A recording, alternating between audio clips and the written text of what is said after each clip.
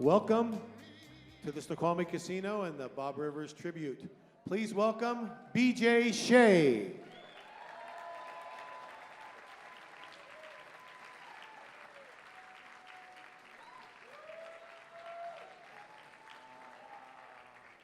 Well, hello. Oh man, this is going to be a fantastic evening. We're going to talk about celebration. We're going to talk about jubilation, and if you're in my demographic, maybe some hydration. This is such a wonderful moment to see all of the people out here who loved the man that was so special, important to me. Thank you for coming. Thank you so, so much. You're going to hear a lot of stuff. You're going to see a lot of stuff. There's going to be great music. There's going to be great comedy. There will be people that you have loved over the years who will come out here and tell you what you didn't really know because they got to work with him and what he meant to them. And why am I here? Because he and I never worked on the radio together. But I don't have a career. I have nothing, seriously, without Bob Rivers, who advocated for me at every level in this business. He would, please. I don't get along well with most humans. So you need a guy like Bob Rivers to advocate for you. And every time I was about to shoot myself in the foot and blow a whole situation up, Bob would be so wonderful to come in and somehow do the management whisperer thing where he would convince them, yeah, he's insane, but he's really good and he's my friend. Please give him another chance. And to have somebody like that in your life, you probably all know what that's like. It is a wonderful, beautiful thing. And I will cherish what he did for me and my family forever, and I thank you all for coming here and celebrate him. Thank you. Yeah. There are a lot of people who can tell you how special he was and fill this room with love, and I say we bring him out right now. We're going to start with two people you know very, very well, and really, they were what made Bob smile every day and help make you smile every day. Please welcome Spike O'Neill and Downtown Joe. Hello, hello. Hi. Thank you, BJ. Don't go anywhere. Hi. Clearly, you all need to be cut off right now. Look at you. This feels unusual to be here to put on a show, a memorial. We've done so many shows in this place and never one without Bob. But I don't think we're doing this one without him either. I think he's here with us tonight. So thank you so much for coming out. You know, I started here in Seattle with Bob in 1990, and our show did pretty well. In fact, it's in the Radio Hall of Fame now. And, you know, Spike and I had something to do with that, but Bob really had a Radio Hall of Fame career before he even got to Seattle. And Spike knows a little bit more about that than I do because he was part of that. Well, when I met Bob Rivers in 1989, I was 26 years old and selling drugs in Baltimore. But that's not how I met Bob. I want to clean that up right now. Bob Rivers was born in a small mill town in New England, working as a 12-year-old, working 16 hours a day in a joke factory with no breaks. He worked hard. No, Bob was very successful in New England, and he took a small station outside of Boston to #1 in Boston. And they didn't want to reward him for that, so he's like, I'm going to Baltimore. And Bob Rivers moved to Baltimore, my hometown. And he landed at my radio station. I wasn't in radio, I was just 98 Rock in Baltimore. And we're like, okay, Baltimore is a lot like Seattle. We hate fucking outsiders. But we all, as much as we hate outsiders in Baltimore, we love the Baltimore Orioles. How about them O's, hon? Right? In Baltimore, you don't like them O's, we don't want you here. So our team sucked. And Bob Rivers saw an opportunity. And that's going to be the theme throughout the course of the night. Is Bob being able to see things before other people see things, and make sure that everything falls into place to get the most out of every moment in life. So if you could please play turn to your massive video screens, where we'll be administering an eye test before your drive home. But watch this little video put together about Bob Rivers and the Baltimore Orioles. But you know, if they don't win, you ought to stay on the air until they do. Seemed like a good idea at the time. I figured it'd last a day or two. Losing. The Orioles have just plain lost. So the Orioles are still sitting on a goose egg, and Bob Rivers is still on the air without a night's sleep since Tuesday of last week. No Orioles supporter has been more vocal or more enduring than WIYY disc jockey Bob Rivers. 98 Rockin, hour number 184. Talk about taking yourself out of a game. And the streak continues. Until the Orioles win a game, we're still here. How's the sense of humor holding up, sir? But I was a better interview last week, wasn't you guys? Ready to go home. You have a son, don't you? Yeah, I do. He's in college now. I read him bedtime stories on the air, and we've been having a good time. Bob, are you on the air now? Do you have to talk to your audience at all? Or? Yeah, we're playing some long tunes here. What, like what, for instance? Vita. Yeah, everybody. And then it got into Vita, and then it got... Free the bird. Free the bird. I would just like to see the Orioles win one game for now, and then they'll win them all once they come home. I will just get some sleep, and that will be nice.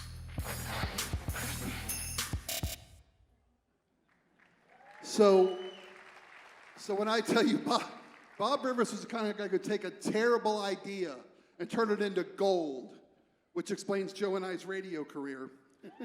But a little bit about that story. The Orioles started 0-21. I'm not kidding. He was on the air for like 14 days plus, 24 hours a day. He would play album sides and catch naps. When the Orioles returned home at 1-22 to Baltimore's Memorial Stadium, the owner was ready to move the fucking team out of town. But that stadium, for a 1-21 team, was sold out, packed to the rafters because of the work Bob Rivers did to rally that fucking city around the Orioles. And the owner is on record saying, I was ready to sign away and sell the team and move him out of Baltimore.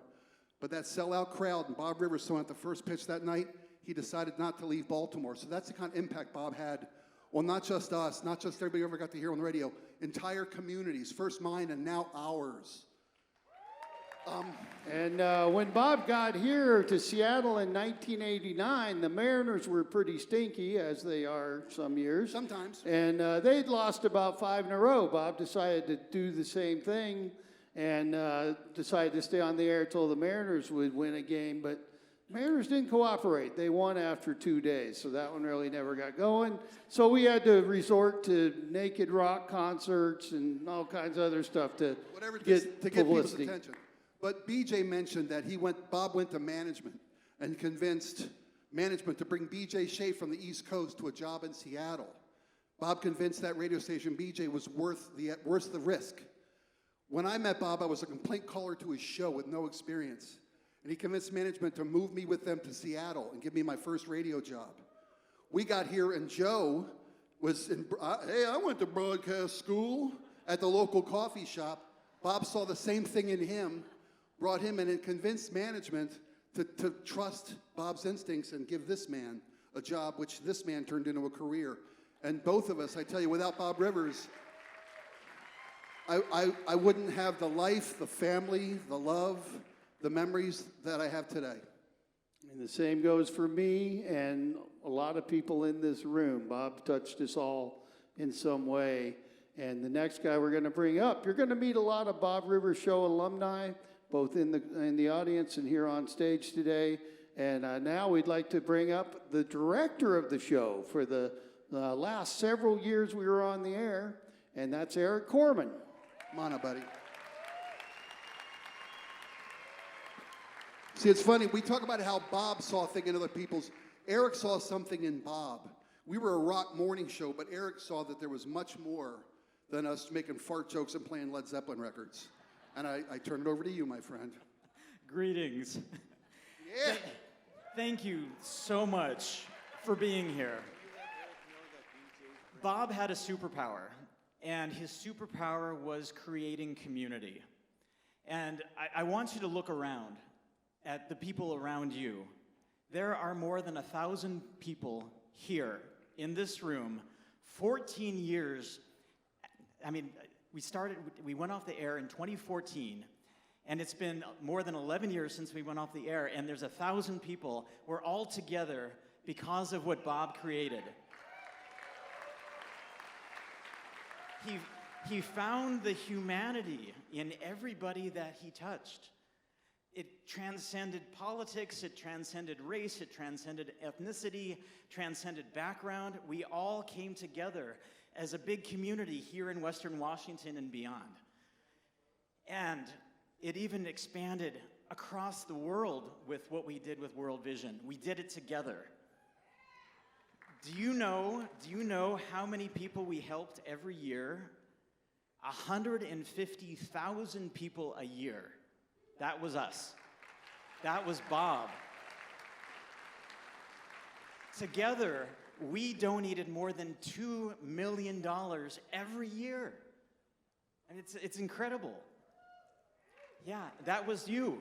That was Bob. That's what we all together created. And so there's no other radio program that I know of that can do this, that can bring all of us together in the same way. That was Bob's superpower. What I'd like to leave you with is actually some advice, because Bob was really smart. And he taught me 3 things, and I'd like to share them with you. Number 1, if you want to be successful, and I share this with my son, AJ, if you want to be successful, stand next to somebody who is. What they've done, you're going to learn just by spending time with them. Ask them questions, be curious, and you'll learn so much, and then you can pass it on, pass it forward, pay it forward. The second thing he taught was, and he liked to say, attraction instead of promotion. In other words, be great. Do what you do and be great. Don't talk about how great you are, do it, and people will notice. That's another thing that Bob did.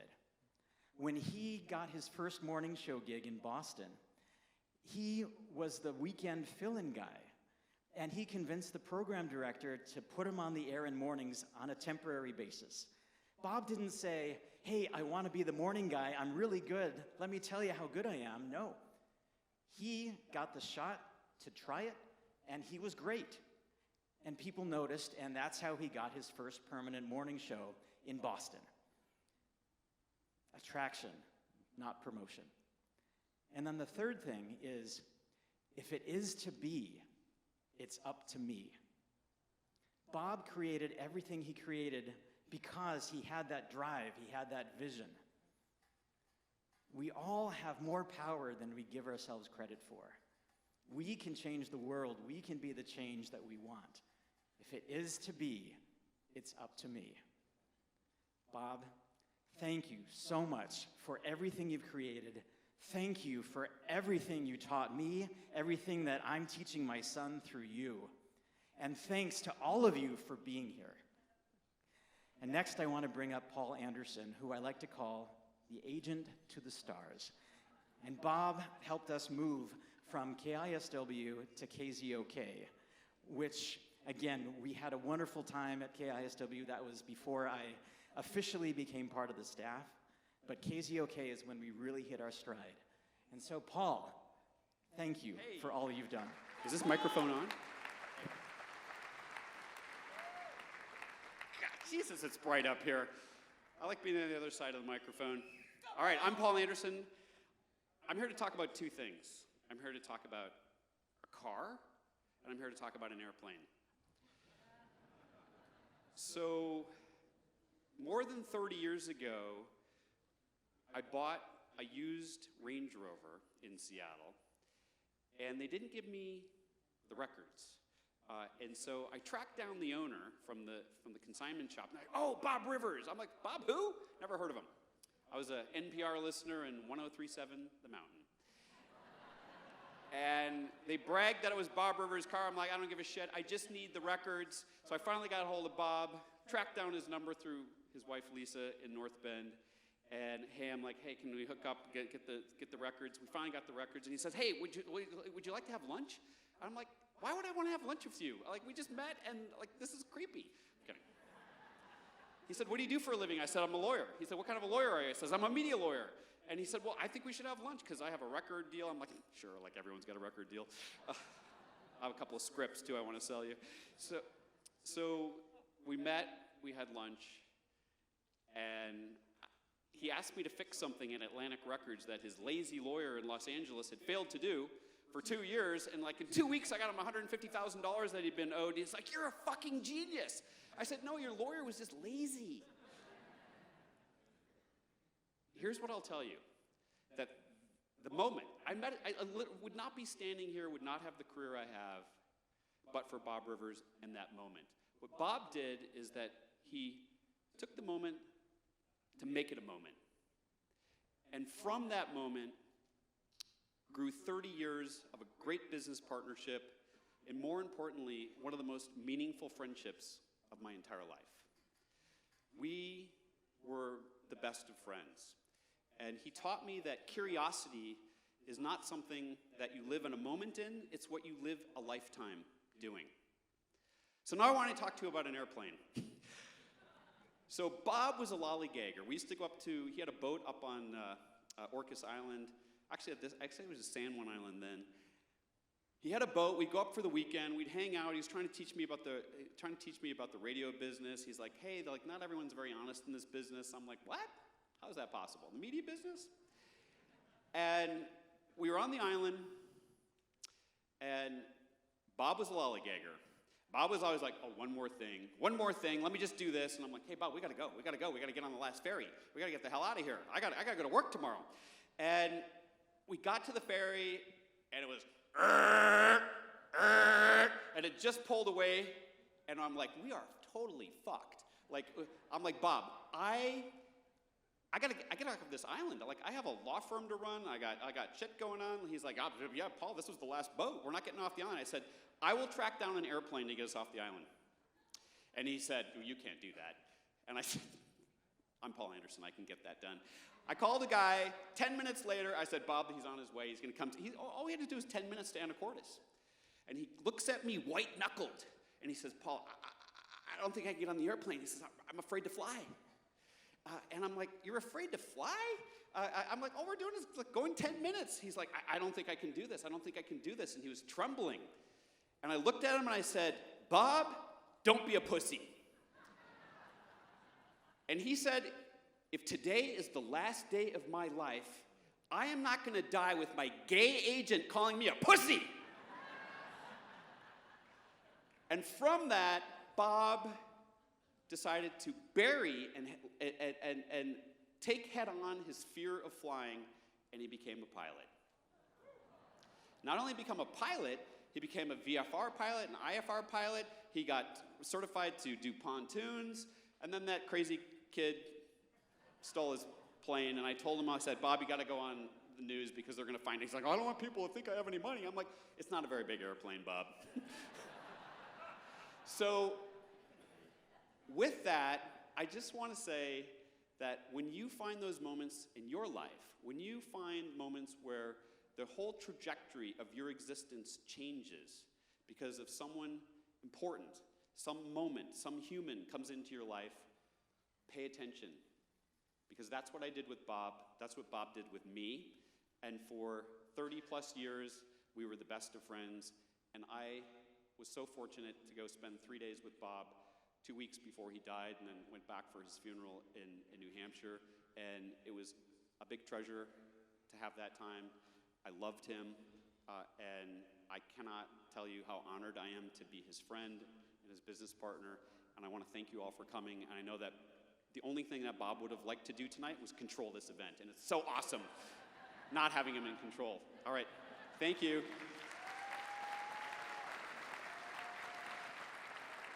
Please welcome back Spike O'Neill.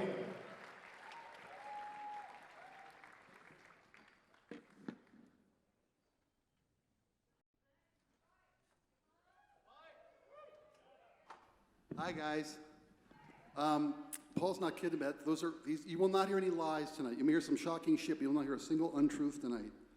That's the impact that Bob saw things in people. People saw things in Bob. We made the most of every moment because of his faith and his love and his commitment and his trust and his generosity.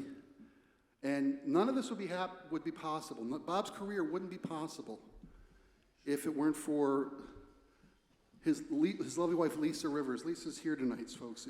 Just because Bob dedicated himself to his craft, and Lisa's the one that held it all together. Without Lisa Rivers, Bob doesn't have a pot to piss in or a window to throw it out of, my grandmother used to say. But Lisa was the rock that held Bob and the family together, and that's what held the show together, and that's what held the community together. So Lisa, thank you so much for sharing Bob with us. And we were making these song parodies every week for the radio show, and Bob's like, we should be sharing this with more people. We should be playing live in front of people. And Bob's like, we should start a fucking band.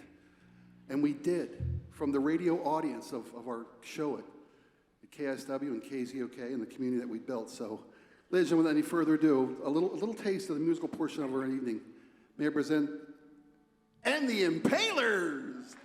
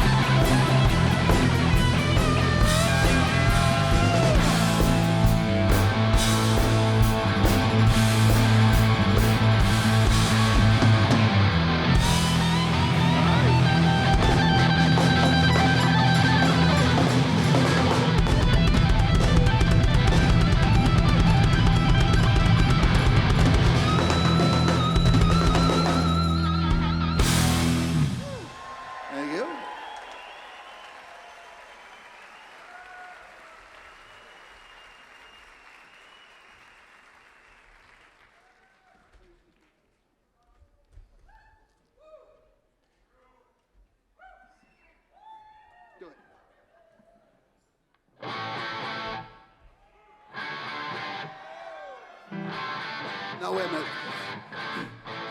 It feels so fucking inappropriate. Oh, it feels so inappropriate for right now. Bob loved music, but that's just not the right song for this evening. I'm sorry.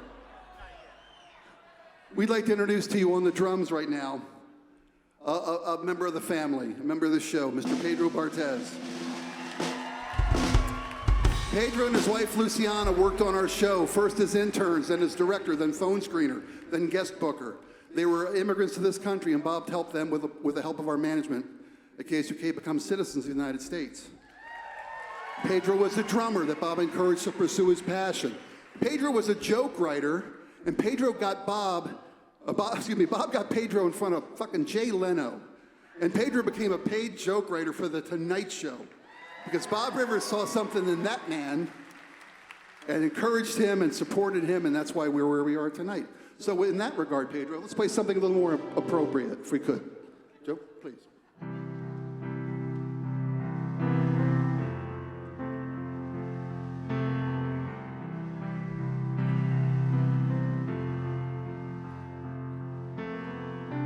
Imagine there's no heaven. Wonder if you've tried. No hell below us, above us only sky. Imagine all the people living for today. Imagine there's no country. It isn't hard to do. Nothing to kill or die for. No religion too. Imagine all the people living life in peace. You may say I'm a dreamer, but I'm not the only one. I know someday you'll join us, and the world will live as one. Imagine no possessions. Wonder if you can. No need for greed or hunger. Brotherhood and sisterhood of man. Imagine all the people sharing all the world. You may say I'm a dreamer. I'm not the only one. I hope someday you'll join us, and the world will live as one.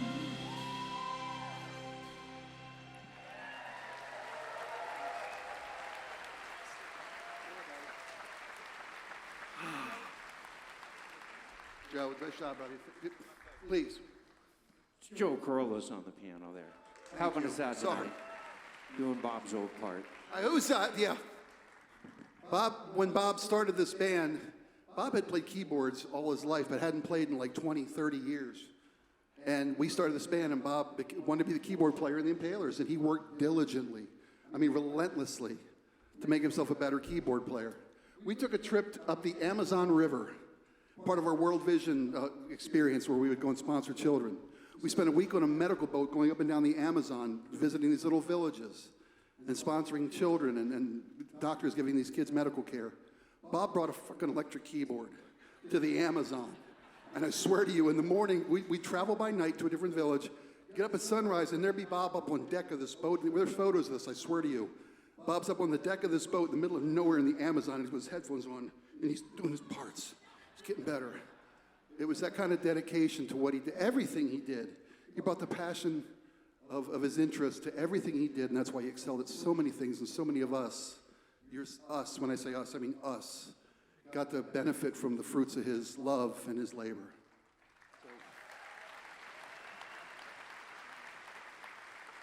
Who am I bringing up? I forgot my sheet. I'm a little verklempt up here. You'll have to. There's a video coming. Okay.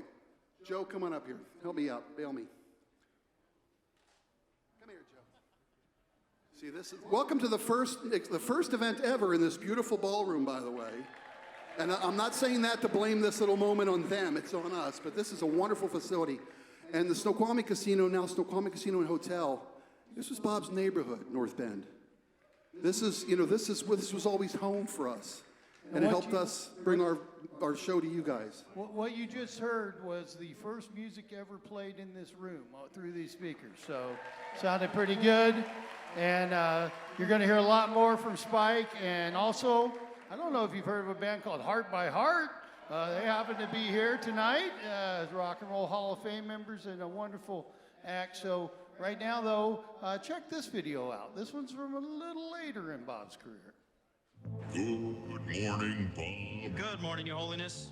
Spike. Good morning, Lord.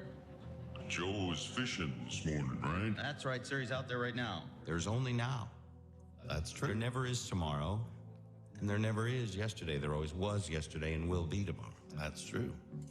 The light in me honors the light in you.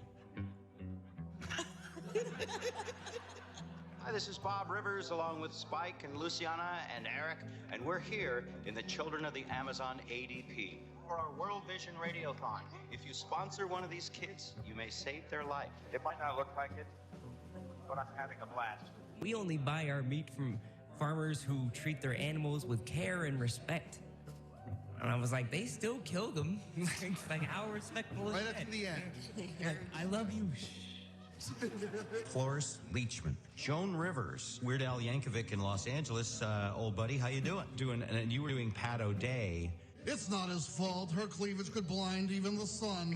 I want Lisa to autograph what? Well, page 75 of Joey Kramer's new book, Hit Hard. Lisa's mentioned in Joey Kramer's book? Yeah, Lisa's mentioned. There was a time when Joey and Steven were roommates on the road. Because I'm pro-cloning. If you get the perfect cow, why not make $1 million? I think we should... Where did you come from?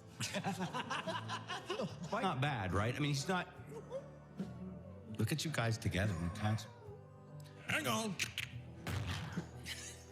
You bad old dog, you! You're one of the worst people to email. You hardly ever respond. I respond to everybody I care about. Thanks. You're welcome. Thanks for the setup. It was beautiful. I don't get depressed. You never see me take a pill either. You never get depressed? No. Come on. I don't. Ask anybody that knows me. I get depressed, but only... Shut up! I feel better. And that's why I tell you, this is why I don't want to conserve now. Paper, oil, plastic, all those things. You convinced me. These are wonderful, but we need to start thinking of those things as transitional. I just don't think I need a governmental stamp to go, well, we checked and you're still in love. With Lisa and I, the tide has turned a little. It takes me a little longer now. Are you done? Why? What's wrong with that? No, I mean, what I'm saying is actually just yesterday. Joe!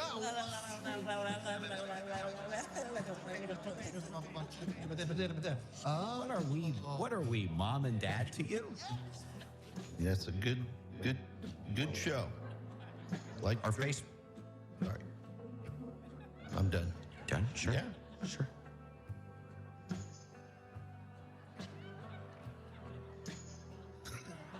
I feel like I'm in a Mexican standoff here. Well, Joe always mutters something at the end of something to make sure I count. I've hit women with Neosporin on my hand twice. What it does, what you do, good. you hit them, it heals them at the same time. Yeah. Well, Jay Leno had a good talk with me about this because he saw me doing this, and he's a really nice guy. And then Jay said, listen, everybody thinks they got a band. You think you know, time for things. Nobody gets more awards than me. Want to take a look? Okay. I'll take it. Yes. Hey, you're the joke, right? Yes. I'll take a look. If you don't want money for free, Mr. Jay Leno writes for Jay Leno. I guess I've never done anything for you. Helped you out in any way. Did you get on your knees to get that gift? Did you say freaking jokes every single day of your life? No. No, but I did get you back there to meet it. Yes, that's Yeah, true. it's worth nothing. I have been so blessed to work with all of you. Every one of you have enriched my life. Every one of you in the audience is part of the show. I would have done it for free. That's how much I love radio. Check that. I would have done it until I had leverage, then I would have called Paul. It's good, sir. That's it. No jokes today. Thank you, Lord. Peace be with you. Also with you.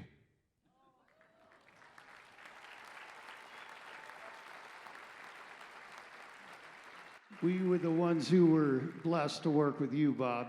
I'm going to use the podium. Somebody took the trouble to put it up here, so I figure we'll use it for this one.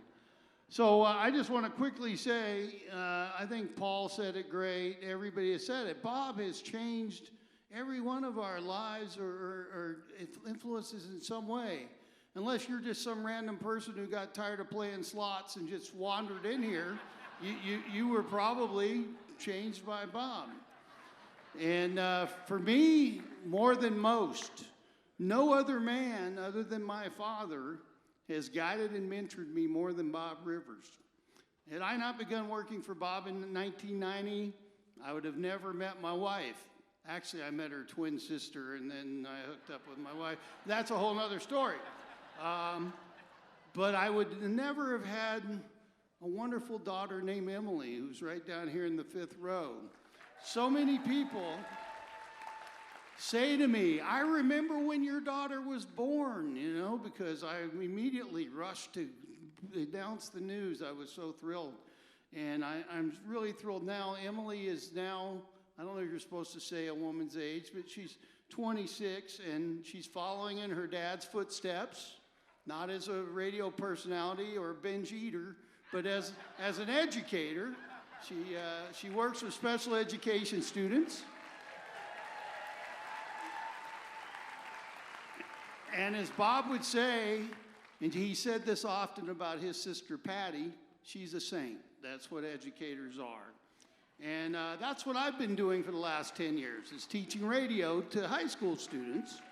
And there's no way I could have done that without the mentorship of Bob Rivers, Jim Campman, and so many others. In fact, I feel like KMIH, which is, I don't want to brag, the best high school radio station in the country, it's the Bob Rivers School of Broadcasting. So I'm eternally grateful for everything Bob's done.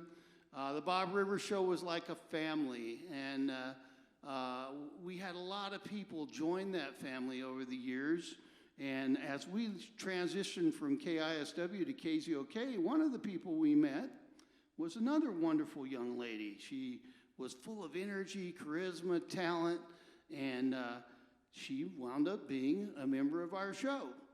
And the person I'm referring to is here tonight.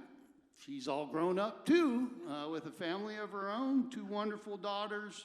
And would you please welcome, you've seen her on TV, you've heard her on multiple media channels. Please welcome Kaci.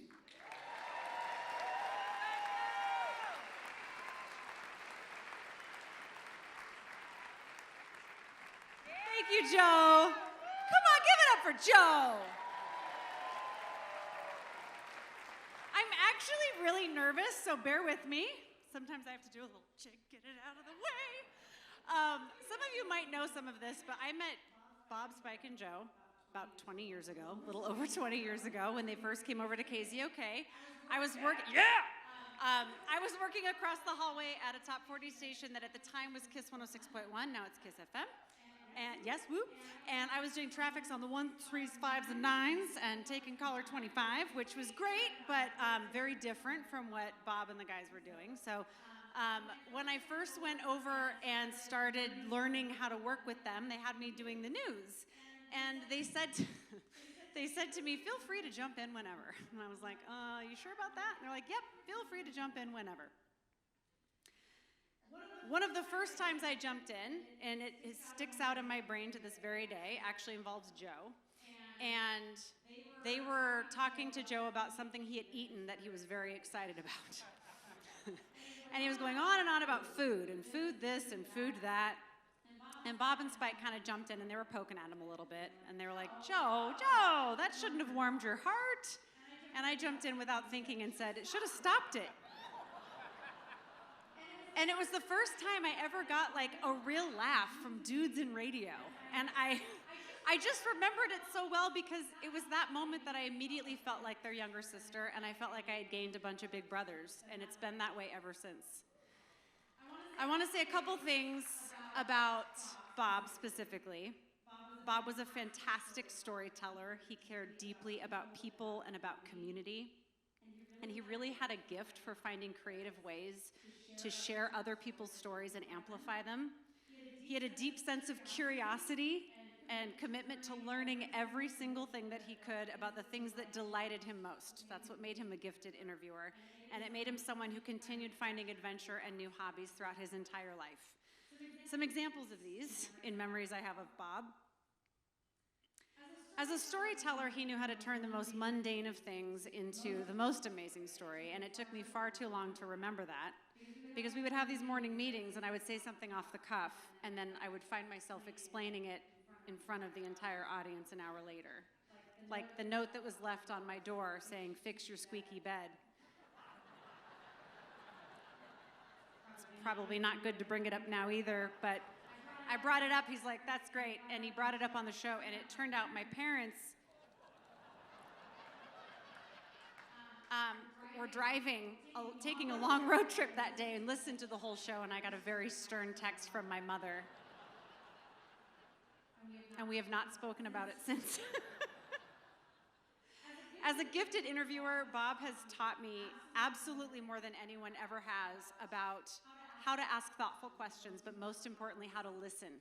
Bob was not afraid of dead air. He would let something sit in the pocket for just long enough for you to feel uncomfortable, but it would create space for the interviewee to say something, to add something, or space for Joe to say, "Well," and I would hear that and I think, well, all right.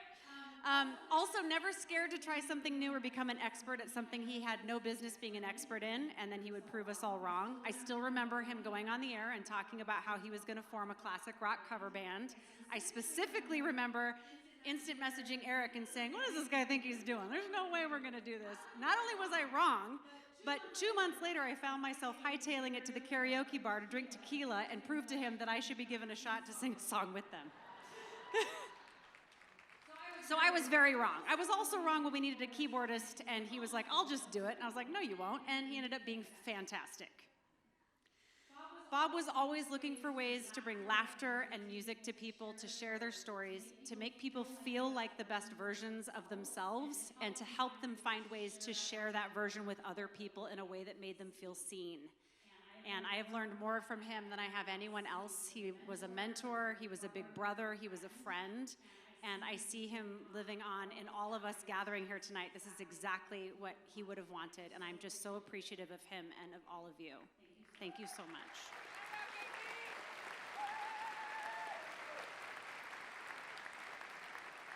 Da da da da da da. Hey! So we've got some people coming up, and by people I mean heart by heart, so let's give them a round of applause. That's not the official welcome. They're walking on. Boy, this is every audience's worst nightmare, but it's a dream for me, which is to have an open mic and a bunch of people who can't go anywhere. How many people here have seen Heart by Heart before? Right. They are fantastic. And how many people have seen Spike and the Impalers before? I have such fond memories of Spike and the Impalers, not the least of which was a guy coming up to me after the show and saying, "Please don't ever do air guitar again."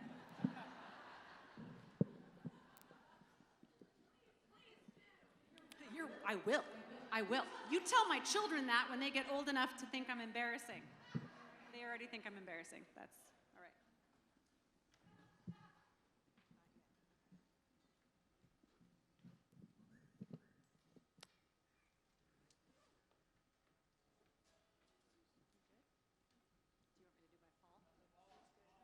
me to do a fall?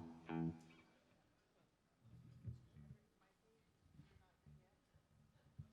have a really good party trick I could do. No, I'm not singing. Not tonight. Because I can't. Because I said I can't.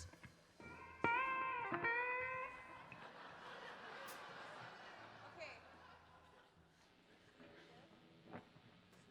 Okay, I think we're good. You're good? Yes. Ladies and gentlemen, give it up for Heart by Heart.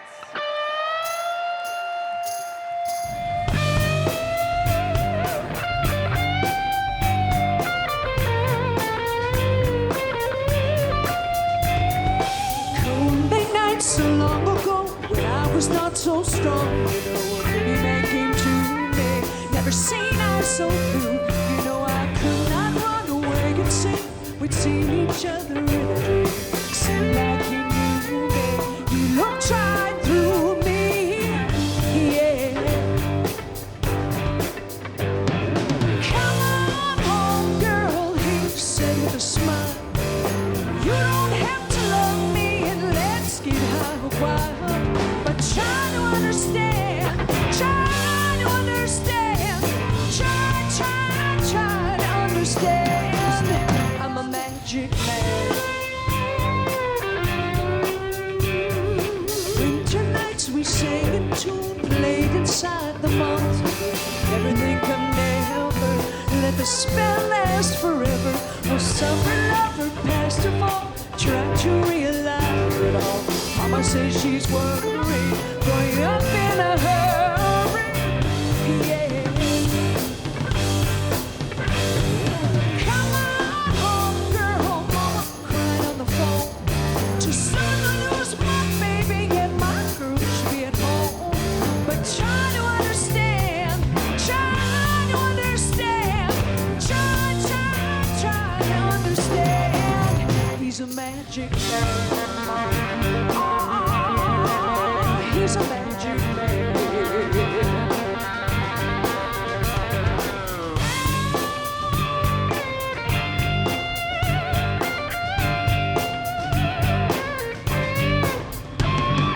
Come on home, girl, he said with a smile. I cast my spell of love on you, old woman from a child. But try to understand, try to understand.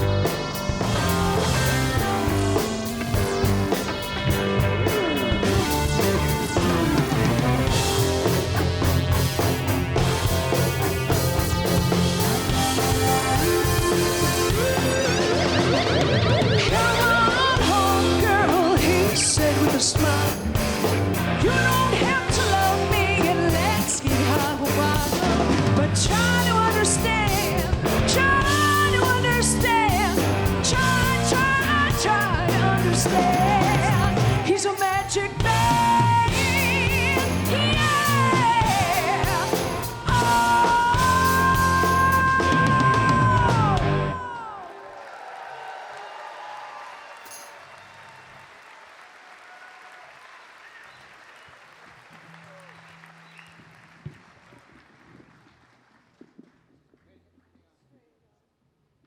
Hello, everybody. My name is Summer, and I got the privilege to have Bob Rivers in my band, Heart by Heart. It first started when he would let Steve and I play with the Impalers, and then Steve and I were forming Heart by Heart. And Bob was like, hey, well, can I sit in with you guys? You know, because we always played with Spike, and we're like, yeah, what do you want to play? And anyway, I'm skipping, I'm going to tell the story, but this isn't the next song we're going to do. But anyway, Bob wanted to learn Alone. So we're like, yeah, let's just do that. And he had the most fun, and I remember he said one thing that he took from his life, like one of the greatest things, is that he got to play with Rock and Roll Hall of Famers. And he just thought, I mean, not everybody gets to experience that, and it was just the highlight of his life, one of the highlights, let's say. And so I always remember that. So, you know, thanks to you guys. You were an influence in Bob's life, as he was for you, for sure. So, anyway, we're gonna play Alone in memory of Bob, but that'll be after this next song.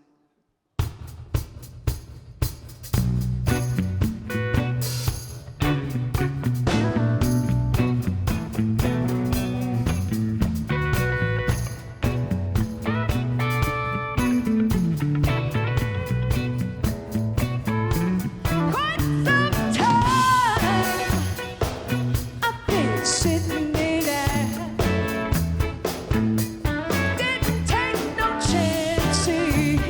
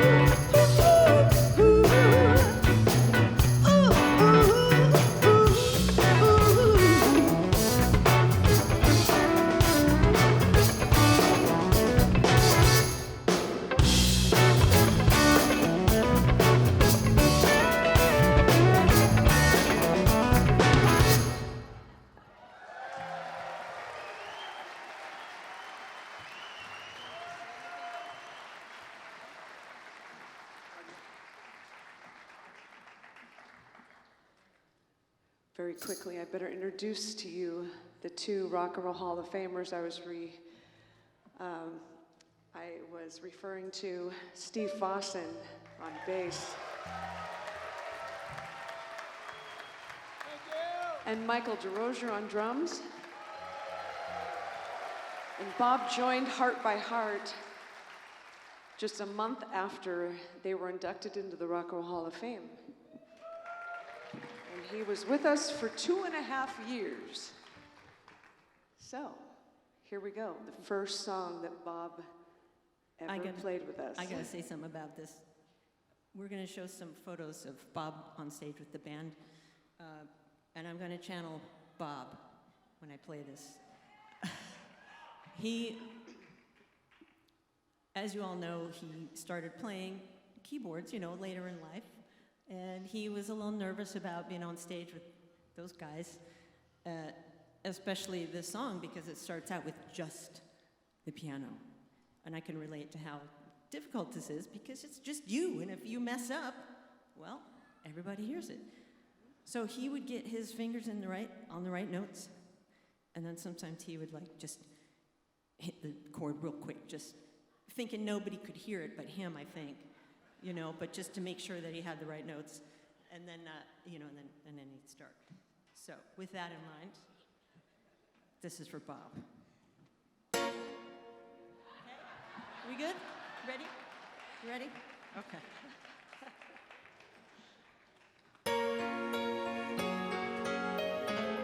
See?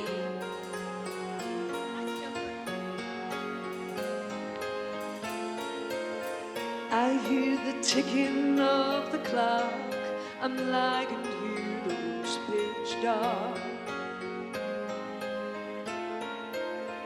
I wonder where you are tonight. No answer on the telephone. And the night goes by so very slow. Oh, I hope that it won't end though. Alone.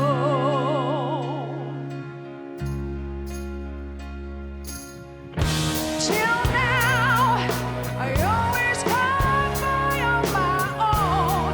I never really cared until I met you. And now it chills me to the bone. How do I get you alone? How do I get you alone?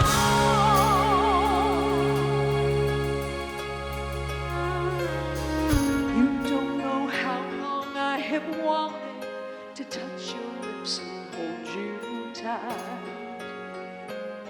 Oh, you don't know how long I have waited, and I was gonna tell you tonight. But the secret is still my own, and my love for you is still unknown. Alone.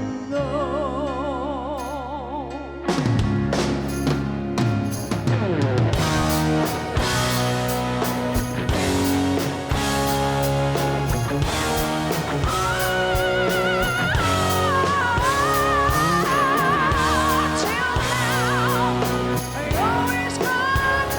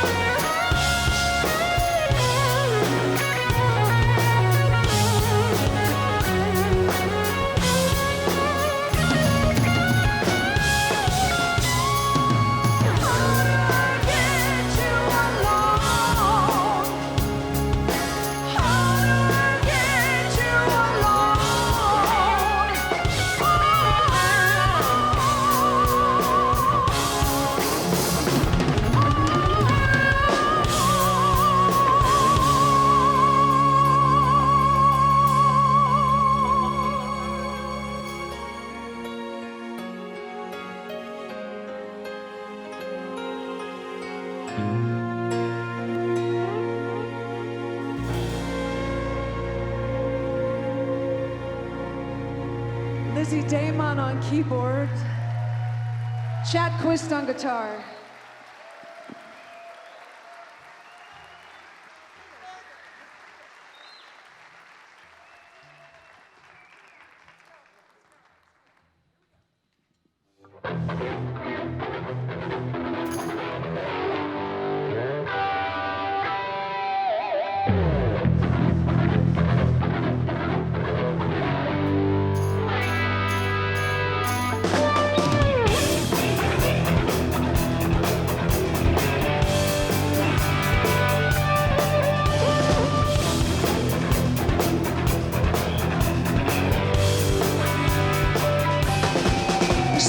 This ain't the end, I saw you again. Today, I had to turn my heart away. Smile in the sun, kisses for everyone, and tales that never fade. You write song in the wind. I bet you wanna ambush me. You had me down, down, down, down on my knees. Now wouldn't you, Barracuda?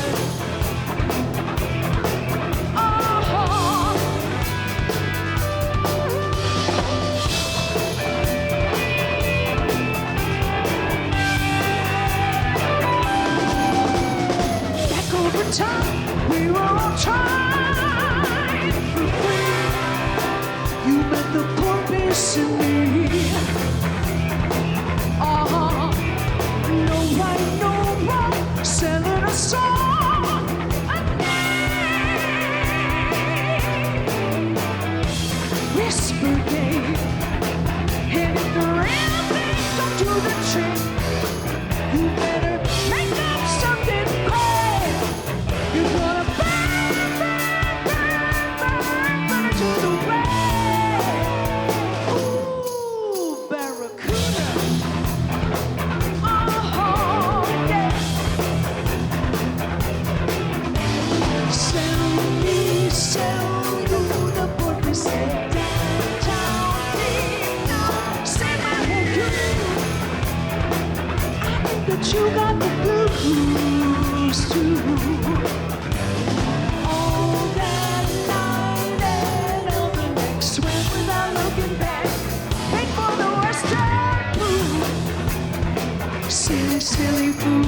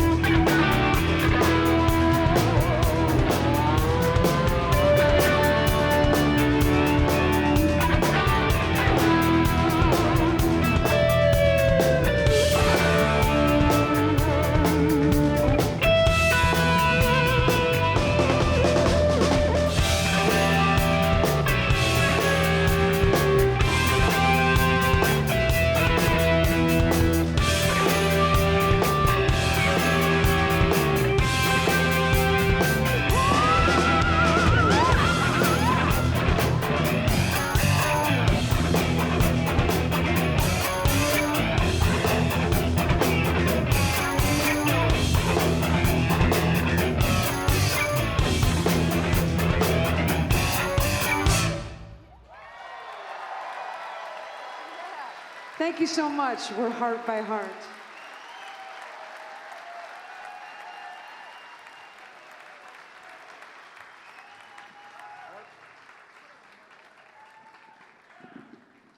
Give me some. There we go. Heart by Heart, everybody.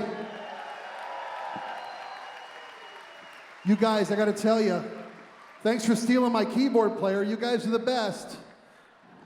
No, really, you guys fulfilled a lifelong dream for Bob. Because all of us, we always want to be a touring musician in a rock band. And we gave him a taste, but you fulfilled his dream. So thank you.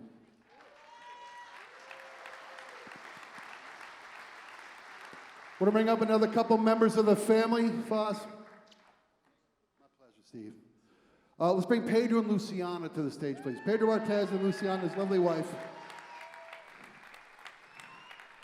who, it's the theme of the night. Bob saw something in these two, and they'll tell you the rest of the story. We're not used, we apologize in advance. We're not used to doing this. We're always behind the scenes. We're producers, that's what we do. So I don't know. We're terrified right now. Yeah, we're terrified, but who cares? You guys love us, we love you, so Luciana, please. There you go. It's such a pleasure to be here with all of you today because we know that you shared with us the love that we have for Bob. By the way, the only reason Pedro and I can be here today is because of Bob. Everybody knows how much he fought to keep us in the show, but keep us in the country. And he succeeded because he stayed with us until we got the green cards. And then we became citizens. Thank you. Yeah, and thanks to Bob, we don't need to be checking for ice every 2 minutes. I'm lying, we still check for ice every 2 minutes. Hopefully nobody in the audience. Let's go. So that's mostly what people know about Pedro and me and our relationship with Bob, but there was so much more behind the scenes going on and how much we learned from him.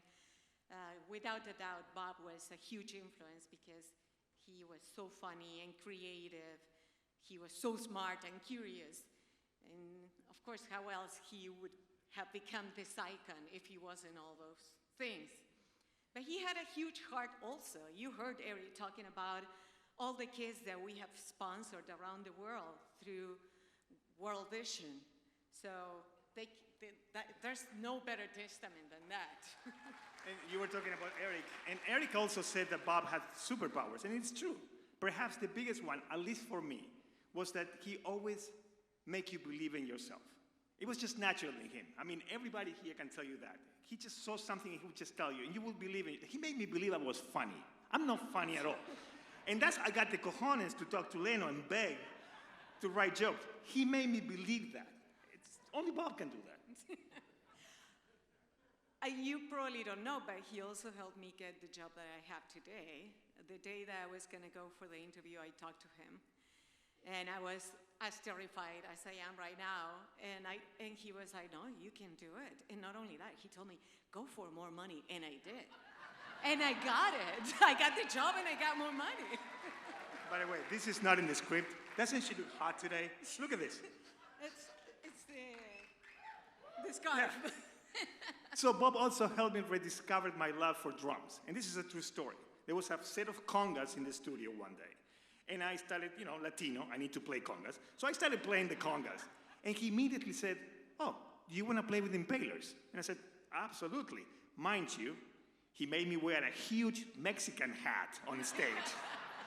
But that was Bob. What else did he help you with? Well, besides helping me with something, I just remember the day that I had to ride the elevator with Kenny G, dressed as someone that controls elevators. One of the things he helped us with, and Lisa helped here too, was to realize that it's okay to bicker with your spouse all day long and still love each other, right, Lisa? Right? And this is true. Right now, Bob helped me realize that I needed glasses because I don't understand anything here. No, for real, he helped us accomplish my biggest dream of doing radio in English. And he always told me, this is a true story, that my accent was an asset, or it sounded like a pain in the ass. I don't know, one of those two things he said to me. I didn't understand him much. But for real, since I was a kid, I used to listen to the radio in Argentina, I used to listen to the Voice of America, and I always wanted to do radio in the United States. And Bob made me accomplish that dream, and for that, I will always be thankful with him. I will never forget what he did to Luciana and me, and for getting to know all of you. To us, that's the biggest thing we ever accomplished in our lives.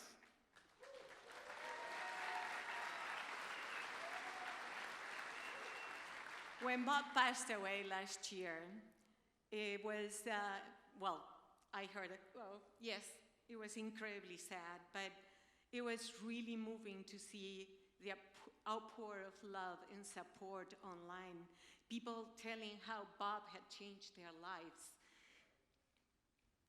And it made us think, how can we be more like him? There's a lesson right here. People loved him so much, and how can you be like him? How can we, what would Bob do? That's the question. Ask yourselves, when you have to make a decision, what would Bob do?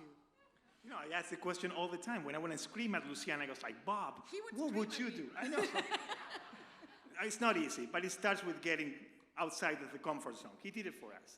We're doing it. We're doing it right now. This is the first time we're giving speech in front of an audience, so we're freaking out. But it starts with trying to be a good neighbor, with being nice to people, with caring. We want to thank God for putting Bob in our lives so that we will be able to learn so much and be who we are and get to know all of you.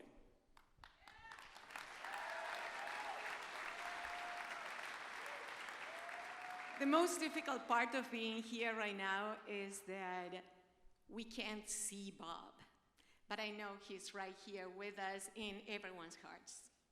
Thank you, everybody. We love you guys. Thank you.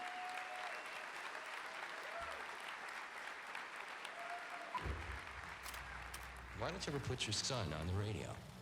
And he's only like, what is he, 19 months old now. He's just starting to learn the first few words, so we have him on the phone, and I don't know if we'll get him to talk, but let's try. Hang on. Keith, come here. Hello? Keith. Hi, Keith. Here, Keith. Right here. Hi, Keith. Hi, Dad. Hi, Dad. How are you? How are you? Good. Good? What? Hi. What kind of music do you like? That's my boy. Bye-bye, Keith. Bye-bye, Keith. You have a nice morning. Today is October 24th, Thursday, 1984. Well, naturally, my son is on the phone and wished me happy Father's Day. Isn't it nice of him? He's what, 2.5 years old? Let's talk to him. Happy Father's Day, Dada. Oh. How are you, Keith? Say dick back. You want to say dick bag? Don't say that word, man. Zip taught you that. I don't like that. I do not. Listen, thank you for the Father's Day wish. Tell Mommy to give you some cookies, okay? Have the cookies. Keith has something he wants to say for Dad. Okay. Say W. Good boy. Keith? Hi. Hi, Keith. How are you this morning? I did PeePee. You did PeePee? Yeah. All by yourself? Yeah. Wow. In the toilet. In the toilet? Yeah. Oh, On the toilet. you did? Yeah. Well, that's great. That's great. And do you know, when you're 15 years old and you hear us play back this tape of how we publicly embarrassed you on the radio, you're going to hate dear old Dad. Yeah. Yeah, so what are you going to do next? My son Keith is on the phone. Hi, Keith. How are you? Hey, what's up? Good. You know what's cool? What's cool? That we get along now. We've gotten along for a while. Yeah, but I mean, not when you were 17. Oh yeah, I hated you. Lisa and I have an announcement to make. Yesterday, Lisa and I got a call that Keith and Leanne were on their way into the hospital, and that on the very last day of our program, we have a brand new listener. Wow. Holy. All right. Her name is Hazel Rivers, and Hazel is less than 1 day old. our youngest listener. Perhaps with this new young demo, we could relaunch the show. Listen at 10 o'clock this morning. It's all lullabies all the time. Thank you all. What a fantastic 25 years. When we come back.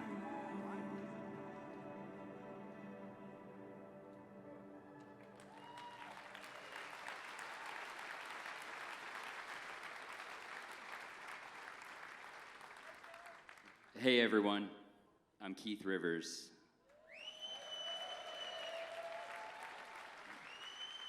I'm not the funny one, I'm the cool one. You know, when thinking about my dad, I only have 3 choices in the way that I speak about him. I can either compare, complain, or celebrate. And I'll let you decide which of the 3 I'm gonna do. If I had the choice of selecting my parents out of all of the usual suspects, I don't think I would have handpicked Bob Rivers for a dad. I'll tell you why. In high school, kids that I didn't know would come up and ask if they could score concert tickets and backstage passes. Public humiliation, AKA forced humility, on the radio, both Andrew and I were defamated weekly, as you probably heard. When I was 16 years old, I failed my driving test, and I called my dad crying in the parking lot. Little did I know that when I arrived to school that morning, everyone had heard me on the air. My parents did pay for therapy, however. I never had a first beer. My dad was sober. He never drank. One person. And for some reason, I can't explain that growing pot with your dad when it's legal and he's 65 years old kind of just loses its rebellion. He threw baseball like a girl. He dressed like Steve Jobs with that piano scarf he always wore. And he barely showed up for my soccer games. It's true. Off air, he was a dork. He loved Star Wars and Star Trek. He was afraid of roller coasters. He never ate anything from the ocean. Instead of shooting guns or riding motorcycles together, we went to yacht training courses where we learned to tie knots and wash boats. We played lots of chess at the public library, and we had slug races out in the parking lot with the beer he didn't drink. I wasn't allowed to have sleepovers as a kid. Look at me now. Seriously, how did my mom go from dating Steven Tyler to marrying Bob Rivers?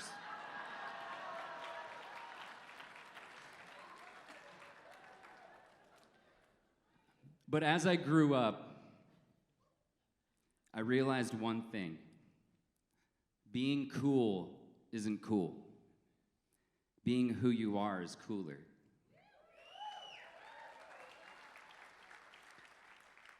My dad was authentic,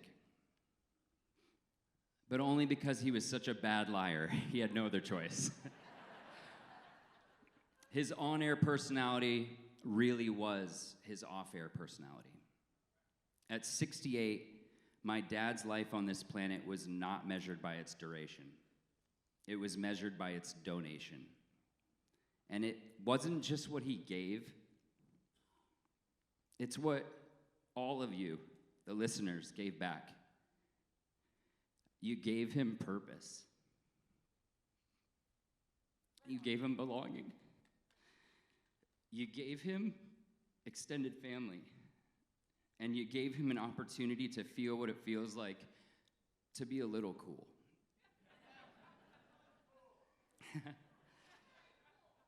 All the things he was not are all the things you guys are. That's what makes this night not about comparison. It's not about complaint, but it's a reason to celebrate him and his life. I love you, Dad.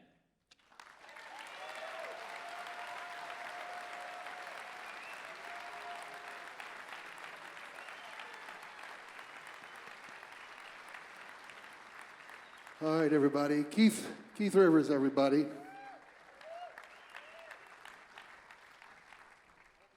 you go. I don't know where I'm doing. All the videos that you've seen, all the collection of photos and videos and memories, Keith did all that work. He's a brilliant artist, like his dad.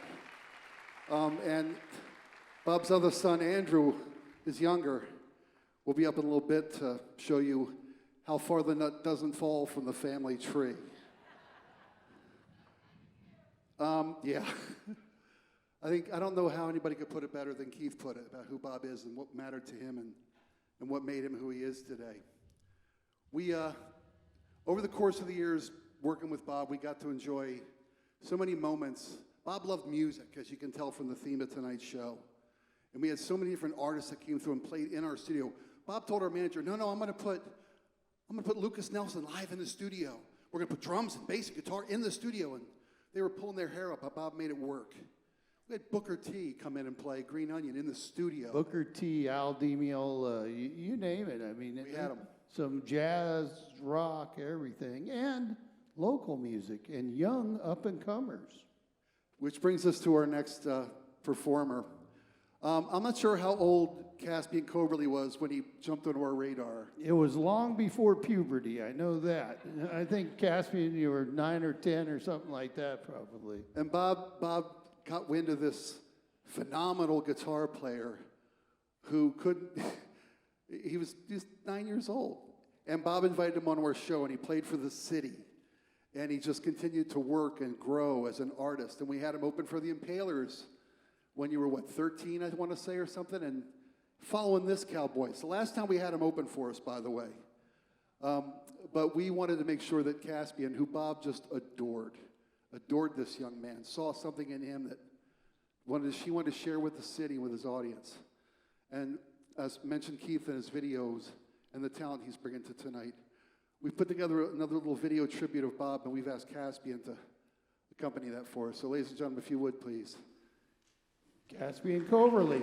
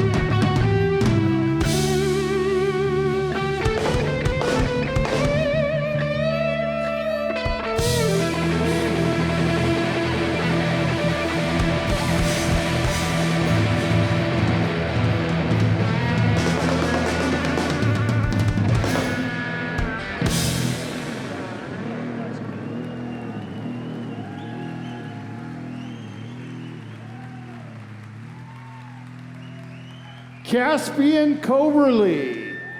I think the word prodigy comes to mind when I hear him play.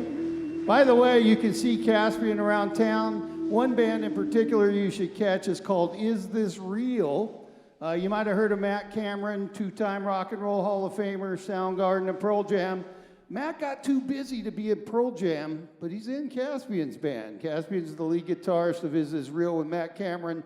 Check him out at a theater near you. Okay, we've got a lot of friends of the show here, former show members. Our last stop as the Bob Rivers Show was at KJR 95.7, and after Bob retired, we all got fired, and we went home, except for one. She's still there. She's still at 95.7. 95.7 The Jet. She is the #1 rated morning host in the city, and she's doing it right from where we left her 10 plus years ago with her friend and partner Bender. Would you please welcome co-host of the Jody and Bender Show and former Bob Rivers news person, Jody Brothers.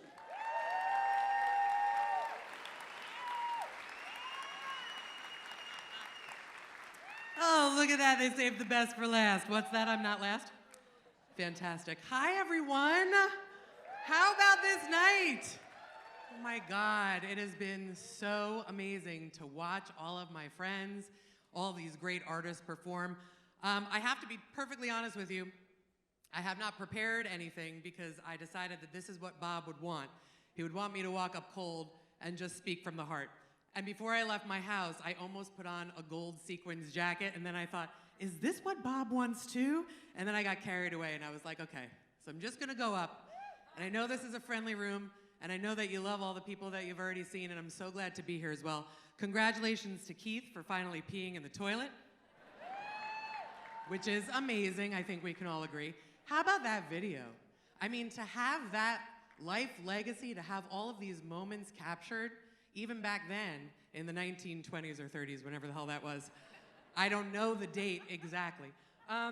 So like Joe was saying, I was part of the last iteration in Seattle of the Bob Rivers Show, and I, again, will be completely honest, I hadn't listened to them much before because I was always working my own morning show.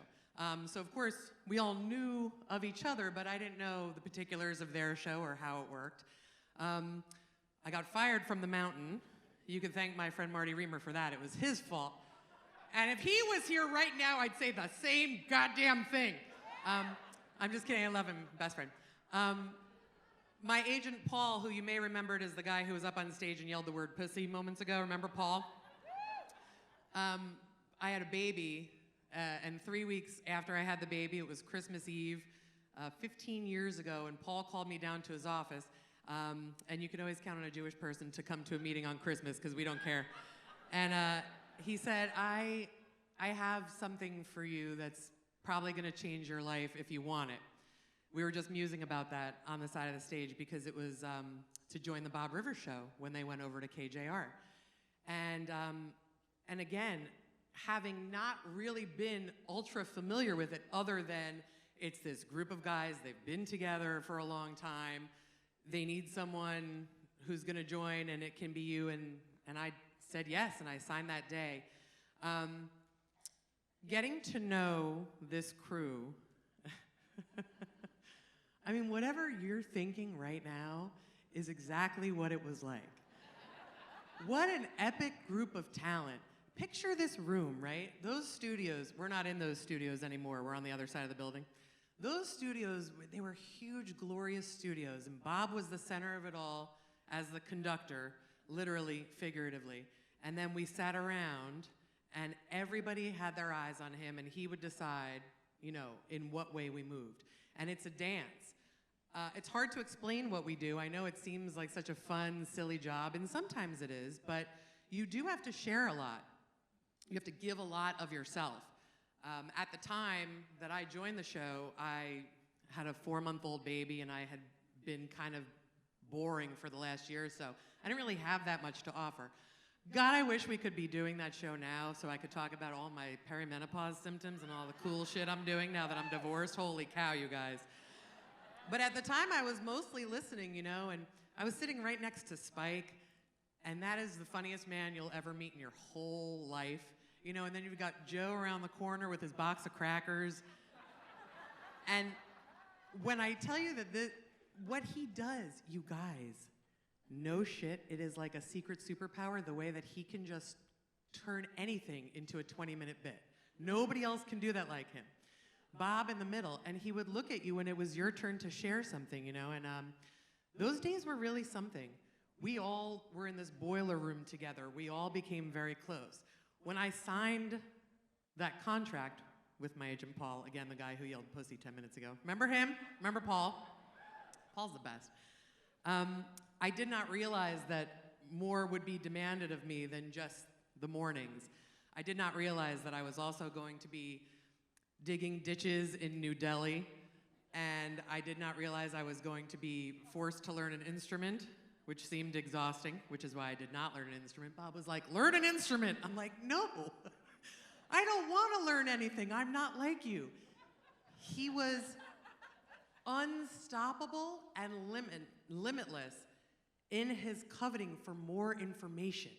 Like Kaci said, he was the most curious person you'd ever want to meet, and that is what made him such a good interviewer. Because if you don't give a shit about this guy who wrote this book that you didn't read, guess what? That interview is gonna tank. This guy was timeless.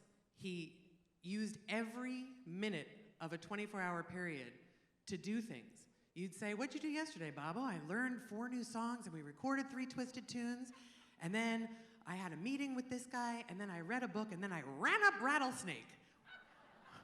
And I was like, damn, you did all that? He's like, yeah, what'd you do? I'm like, I don't know, sounds exhausting. I watched 4 shows on Bravo. I got all the housewives in, all of them. I had a baby. I'm very grateful, as Joe said, for, you know, when Bob decided I've had enough, I want to do things, different things, even more things, and he retired, and they wanted me to stick around and host the next iteration of what the station was going to be. Bob and I went to a lunch maybe 3 weeks after that when the information came out, and he said, God, I'm so proud of you. I'm really proud of you. And I was like, thank you, that means so much. I've learned so much from you. And he goes, you know, I set you up for success there. And I was like, I know. And he goes, now, I wouldn't say that, but if you said that to me, I would accept it. No shit. And I was like, yes, you definitely did. Without this show, I would not have been poised to be on the next show. And he was like, all right, good, just as long as you know where your bread is buttered. And I fucking love the guy so much, you guys. Unlike anybody I've ever met, and I've worked with a lot of people now, they call me the Black Widow. Everybody I work with after a while gets fired. But not me, look out. He was such an interesting person. He dug connections. He really wanted to connect with people. And that's the main thing that I learned from him. That it doesn't matter if you don't know, just be honest. Just be relatable, be yourself. I don't remember who said that, it was Keith. That being yourself is cool. And saying what's your truth is cool. And look at this legacy he left. This is epic. We're in this tiny room. Mine currently doesn't even have fucking windows, y'all. And you don't know what kind of impact you're making. And you don't hear laughter. And you don't know. You know, sometimes you stand in front of a QFC opening for 2 hours and you hope people show up and you still don't know. And ratings are great, but they go up and down and it's a lie, really. You don't know what kind of impact you're gonna make until you find yourself being ushered into the Radio Hall of Fame. And you know how hard that is, that acknowledgement, how hard you've worked your whole life, and instead of going out there and getting all that glory, he made sure that everybody was with him. What a guy. He understood. He's just the conductor, right? In a room full of people playing their own instruments. And I'm so grateful for the time I had with this show. I'm so grateful to have made lifelong friends, and we really are like a family. We may not see each other for a while, but when we come back together, it is really something. Who's clapping? Spike, goddammit. Can you imagine? I'm so glad to see you all here. I'm so glad to be reminded of how much these people love Bob and how much we all love Bob, and how even when he got sick and he was dealing with the prognosis and it was bad, and I visited him and Lisa when they were in the Central District at this house, and I will never forget this visit, and he looked awful, y'all. It was really scary. And he said, "This is a terrible prognosis, but we'll see what happens." And you know what happened? He had more years, and he did the maple syrup. How do you make maple syrup? You don't say you make it, right? What do you, coax it? How do you fucking make maple syrup? Anybody know? He did it, he did it, he brewed it. I don't fucking know. Anyway, seems exhausting. He made it, he tapped the fucking trees, I don't know. They did the maple syrup, and he ran up more mountains, and he did the podcasts, and he created more and more and more. It was almost like his lust for life was unbounded. So we'll celebrate today, and we'll celebrate always, and it's lovely to see everybody here. Thank you very much.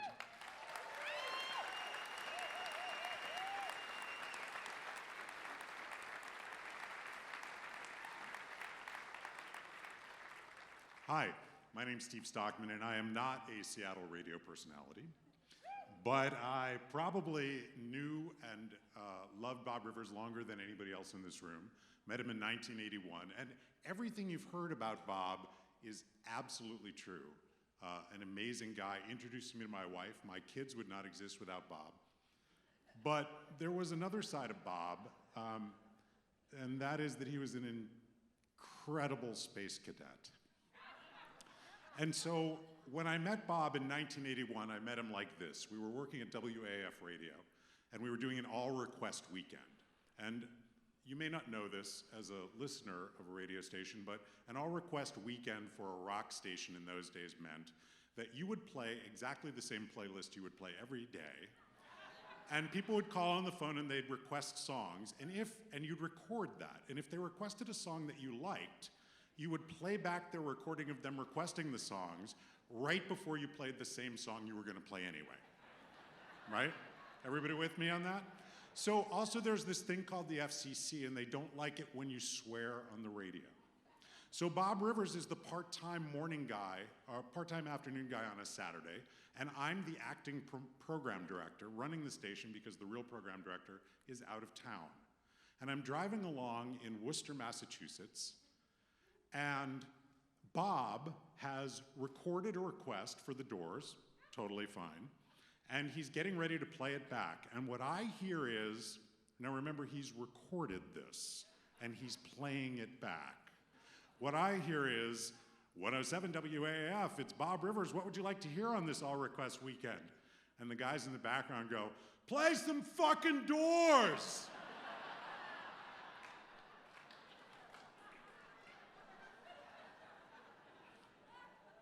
So I just wanted you all to know that not only would my children not be here today if I had actually fired Bob on the spot, but you would not be here today either.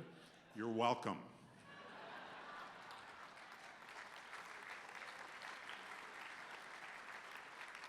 So Bob and I worked together creatively. I worked with him on radio projects. He worked with me on film projects. And we hiked together, and we were really great friends, and I'm going to miss him a lot. But one of the things I'm going to miss is being creative with Bob. And I would like to share one piece of our creative work together, Golden Oldie from 1994. And I'm playing this one because Christmas apparently starts in October now.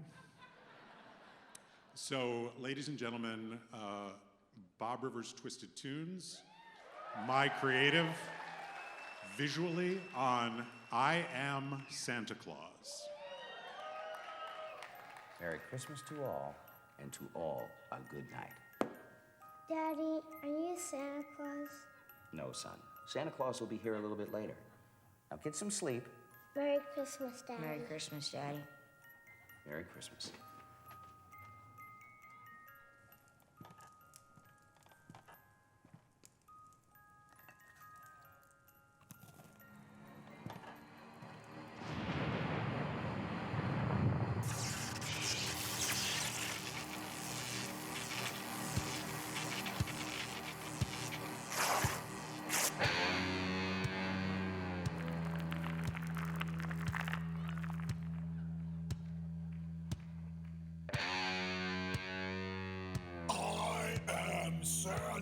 Claus.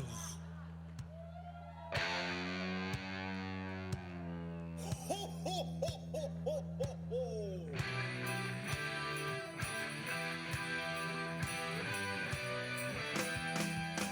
Flying through the snow, can you hear him? Ho, ho, ho. He's so full of cheer, only has to work one day a year.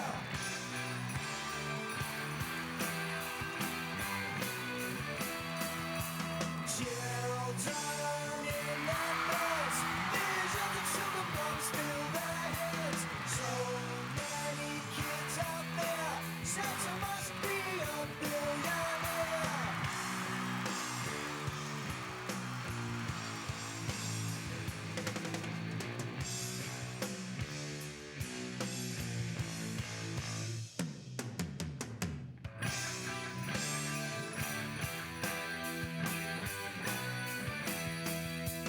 Red suit, boots are black, big sack of toys hanging off his back. How much does he weigh? How do the reindeer pull his sleigh? Nobody sees him as he travels the world.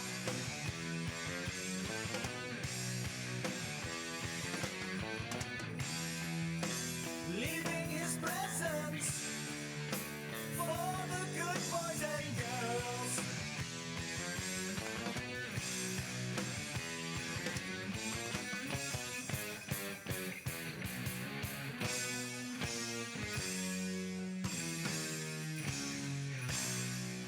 Ho, ho, ho, ho, ho. Sees every move you make, better be good for goodness sake. Leave him cookies and beer, he'll be back to your house first next year.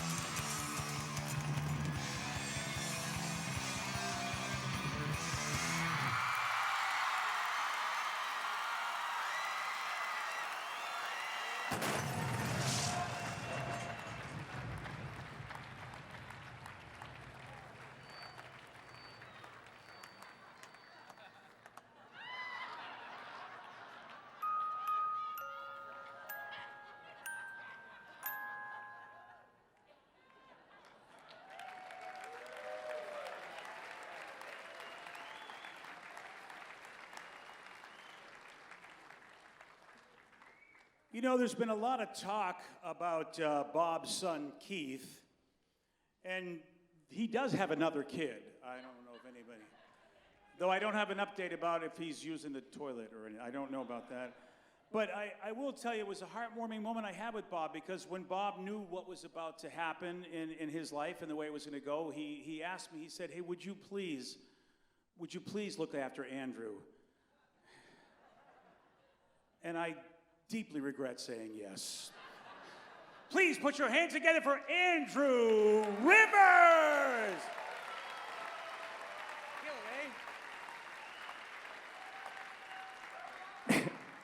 Thanks, BJ, for dressing up. All right. I grew up in a kind, loving family, so my dad would take me to Mariners games as a kid just to learn disappointment. He was like, life's hard, you're gonna need this. True story, I actually got hit in the head with a foul ball at a Mariners game when I was a kid. I know, explains a lot. But it's crazy to think about, right? All this time I thought, oh, maybe it was the ball that did the damage. Turns out it was the Tylenol. So that's pretty fun. We used to sit behind home plate at the Kingdom, and every time I'd bring a baseball glove. And every time my dad would look at me and go, "Why do you have a baseball glove?" I'll be like, "In case a foul ball comes, I can catch it." And he was like, "There's a net." "You're an idiot, but you're my idiot, so I got you some ice cream." One day, just like every other day, we were sitting there, pop fly comes up, lands in the third deck behind me. I sit down all disappointed. Suddenly the ball just drops and bounces off my head. Everyone around us is freaking out. The Mariner staff ran up, like, "Is he okay?" My dad had to be like, "He was like that before, don't worry about it." I was so lucky to have him as a dad, and I was so lucky to get to share him with so many people. Almost every show I do, people want to come up and talk to me and go, "Dude, I grew up listening to your dad." I'm like, "That's crazy, because I grew up not listening to my dad." But it's not true. Obviously, he was my hero. In middle school, I used to ask the school bus driver to change the radio station to the Bob Rivers Show. Wonder why I wasn't more popular. All the kids in my class wanted to listen to the newest hip-hop songs. I was like, "Have you heard Police Stop My Car? It's a banger." To this day, I only know the wrong words to Christmas music. That's why I'm not allowed at Target anymore. Every holiday season, I'm just walking around and holiday music comes on. I just automatically start going, "Walking around in women's underwear." Yeah, he's gone now, but the daddy issues will be with me forever. Everyone in my family grew up to be in entertainment, which is kind of crazy to think about, right? My uncles are musicians, my brother's a director, my cousin's an actor, my dad was on the radio, I became a comedian, so it is refreshing to know a regular job just wasn't possible with this DNA. Like, I'm not a failure, it's just bad genetics. Ah. I'm just kidding. He's down there. Come on. Sometimes I get jealous of my family members' careers. My uncle's a musician. When he gets sad, he can just write a sad song. When I get sad, I don't get to write a sad joke. I mean, I do all the time, but it's an accident. Crowds fucking hate it. I go, "I'm grieving." They're like, "Come back when that shit's funny." Anyway, I just want to bring it up because I got like 10 more minutes of dead dad jokes, and I need you guys to laugh. It's only been 6 months. I'm still not over it. And honestly, this job doesn't come with health insurance, so you're my therapy tonight. Wonder why comedians die so young. Shit, sad joke. I fucked it up. I know. My dad was super young when he passed, only 68. That's not even old enough to run for president anymore, you know? He had his whole life ahead of him. I noticed whenever I would tell people my dad had cancer, if it was a young person, they always go, "Oh, I'm so sorry." And if it was an old person, they always go, "What were his symptoms?" Because young people are like, "I'm gonna live forever." And old people are like, "I'm gonna die tomorrow." And people in their 40s are like, "Do you think this beam will hold?" Not for everybody. It's tough having a sick parent, because I had to take care of him sometimes, you know? It was a real role reversal for when I was a kid, because he used to have to sit me down and be like, "Don't get in the van, the guy doesn't have candy." And then every time I talk to him, I'd be like, "Don't give out your social security number over the phone. You didn't win a contest."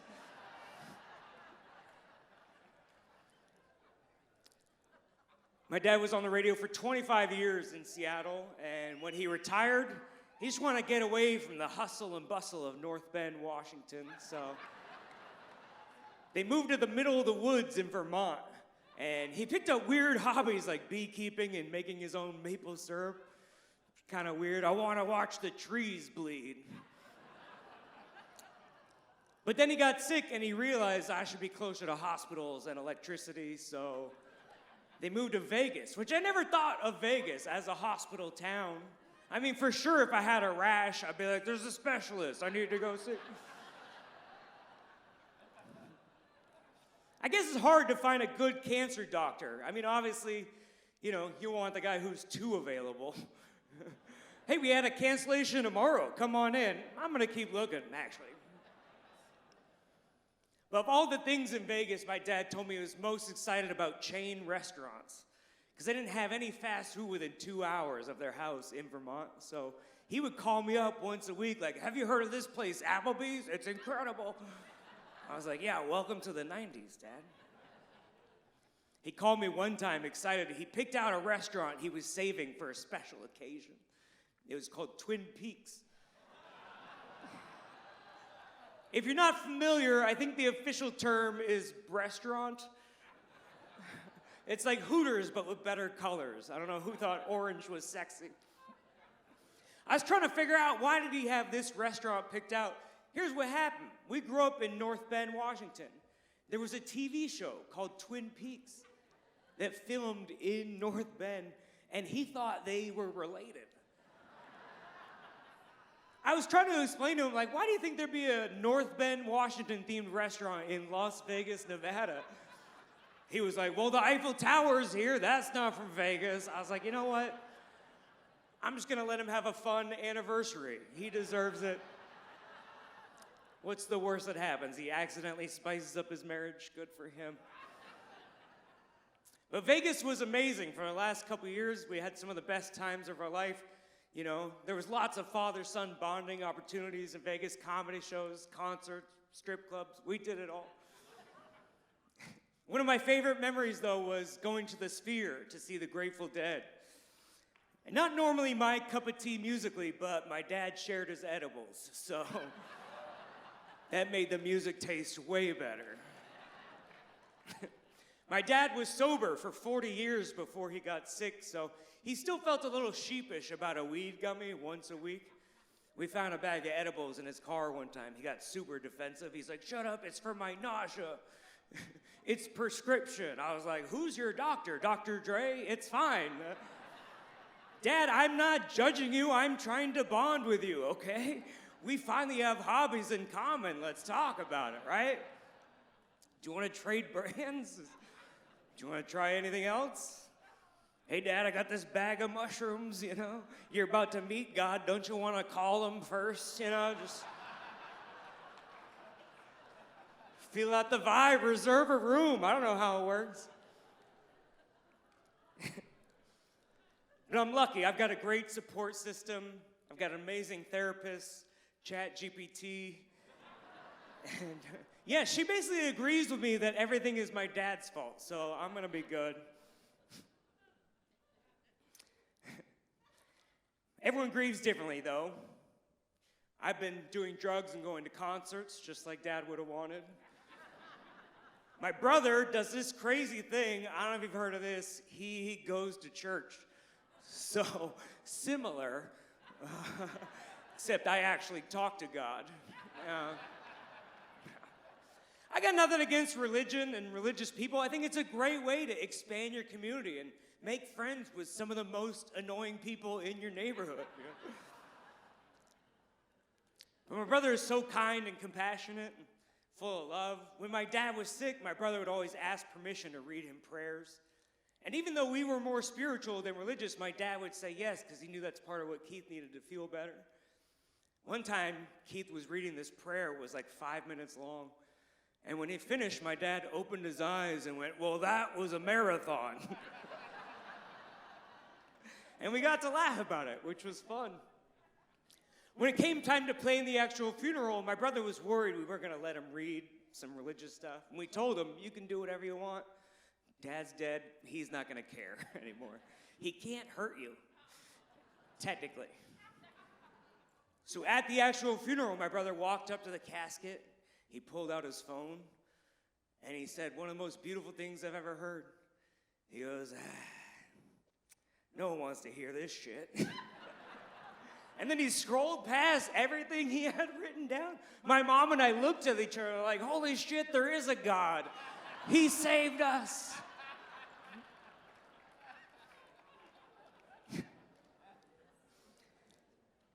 My dad and I were always very close, but our relationship evolved in the last couple months of his life. He actually became my sugar daddy. He started paying my electric bill for the last couple months of his life, which is another reason I didn't want him to die so soon, you know? I was like, let's keep this gravy train rolling. I don't know if you know this, Washington is one of the only states where you're allowed to have a death with dignity, which means if you're a terminally ill person and the pain becomes too much, you can sort of go out on your own terms. But you have to be a resident of Washington to do it. And my parents lived in Nevada, which is where old people go to hide their money. One way to establish residency is to have your name on a bunch of bills. Yeah, my dad was basically keeping my lights on in case he wanted to turn his off. Which is a pretty awkward conversation to have with your dad. I was like, are you sure you don't want to pay my rent also? Like, you never know how close they're gonna check these things. He didn't end up needing the hospice service. My mom got there first with a pillow. That's my mom's favorite joke, by the way, so fuck you guys for not laughing. Well, it turns out it's just really hard to schedule your own death, because, you know, he was out trying to live his life to the fullest until the last minute, but when you're that sick, you have a compromised immune system, so anything can take you out, right? Just like a cold, or a flu, or a hoax even. And so, by the time we realized he was about to die, it was too late. We called this hospice nurse, and she goes, great, I'm gonna interview him over the next 2 weeks to see if he's eligible to die. My dad literally goes, good luck keeping me alive for 2 weeks. It's a crazy process because you have to convince this nurse that you're close enough to death that you might as well do it, but that you're of sound enough mind that you're making the decision on purpose and you're not just a little sad that day. So they were literally at his deathbed interviewing him going, have you ever thought about hurting yourself or made a plan to hurt yourself and didn't follow through? My dad goes, not until I called you. Like, holy shit, he is dying and killing at the same time. I'm so proud. But looking back, those are some of my favorite moments, you know? He wasn't, even though it wasn't his timing, it was still his terms. He wasn't hooked up to tubes. He was cracking jokes, trying to make the nurse laugh until the last day. Sometimes looking back, I wonder if he was the only one who didn't know he was gonna die. Like, even 2 days before, he kept trying to plan stuff for months away. He was like, Andrew, the Eagles are coming back to the Sphere in April. We should go. I was like, Dad, I don't know how to tell you this, but you're about to see the Beatles. At least the good ones, you know, so. All right, thank you guys very much. My name is Andrew Rivers.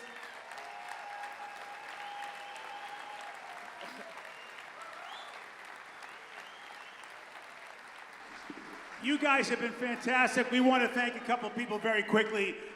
This whole thing couldn't happen without two people, Steve Stockman and Paul Anderson. Please let them know.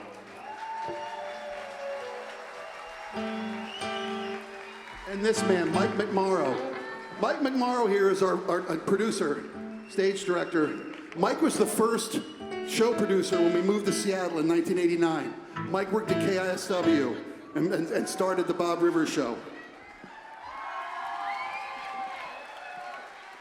Mike drove Bob to North Bend, said, you're going to like this neighborhood, and Bob made it home and raised his family there. We'd also like to give a big, big round of applause because every bit of money that you spent here tonight, all of it is going to go to the charities that Bob loves so much. All of it.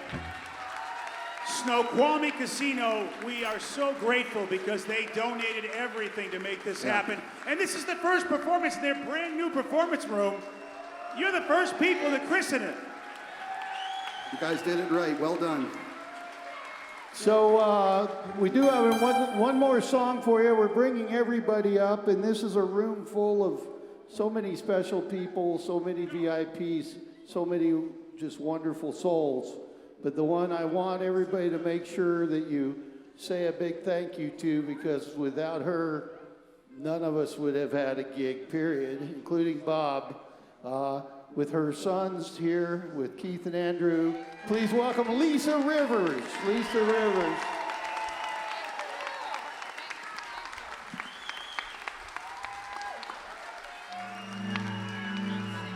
You guys know the words, so feel free to jump on any point. Sing along with us.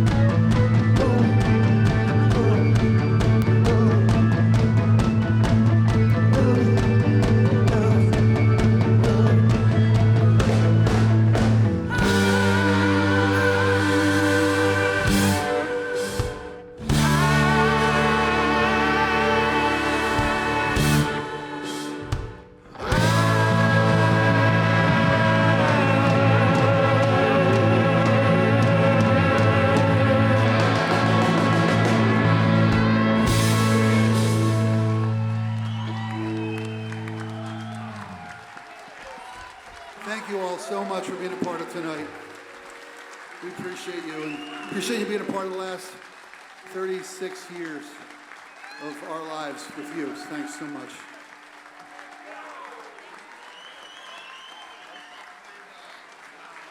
Thanks to Heart by Heart, Caspian, Coberly, Impalers, everybody who joined us tonight, you guys especially.